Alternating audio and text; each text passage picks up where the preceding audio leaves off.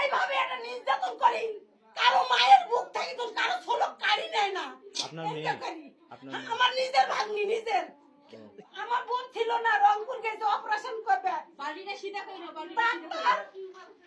রংপুর থেকে ঘুরে নিয়ে আইছি ছোলক, ছোলক রংপুর থেকে ঘুরে নিয়ে আইছি, বোন রংপুর থেকে ঘুরে নিয়ে আইছি। কি উদ্দেশ্য মারছে এটা? মানে মারার কারণটা কি? কি উদ্দেশ্য? মারার কারণ হারা কেউ জানি না বা, আমরা তো সবাই বাড়ি বাড়ি। কি নাম যে মারা গেছে? নাম কি? ওর ডাক নাম মিমি, ভালো নাম কুসুম। কুসুম। কুলসুম। কুলসুম। হ্যাঁ। কয়টা ছেলে মেয়ে কয়টা?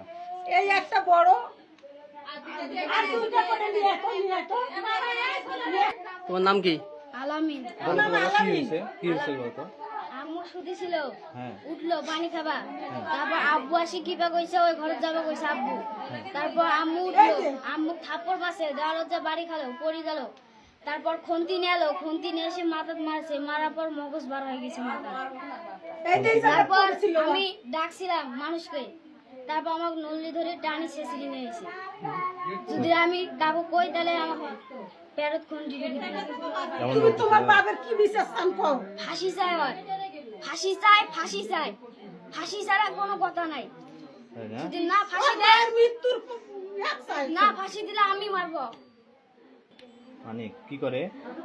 কিছু পারো না, বসে করে না, বসেই থাকবে। এটা নাম কি তোমার?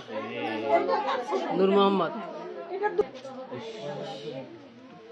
প্রশাসন যদি তারপরে মারলো, আমার জীবনটা ছিল, আমার দিকে খবরটা ছিল, কি একটা আমি সব উঠেছি, মগজ কাপড় সব উঠেছি। আমি আসার আগে প্রশাসন আমাকে নিয়ে গেছে, নাহলে ওকে আমি মারলাম হয়। কখনকার ঘটনা বাবা? 3টা। আমি রংপুর থেকে মোবাইল কাছে আমি শুনতে পাইছি, আমি ছিঁড়ি আসলাম বাবা। এরকম যে অত্যাচার করবে বাড়িতে আমি জানছিলাম না বাবা। আমি ধারণা করবো না যে আমার বাচ্চা জীবন হারাবে। সবসময় মুখের ভাষা খারাপ করে, কাজকর্ম করে খাইবা। নিশা করতো? হ্যাঁ, ওই নিশাখোর, ওই নিশাখোর। তার বদলে লাশ চাই। আজকে এই লাশ দেখে সবাই যেন সচেতন হয়ে যায়, কারো স্ত্রীর গায়ে যেন একটা টোকা দেয় না। আমরা লাশের বদলে লাশ চাই। আমাদের লাশ দাপন করার আগে আমরা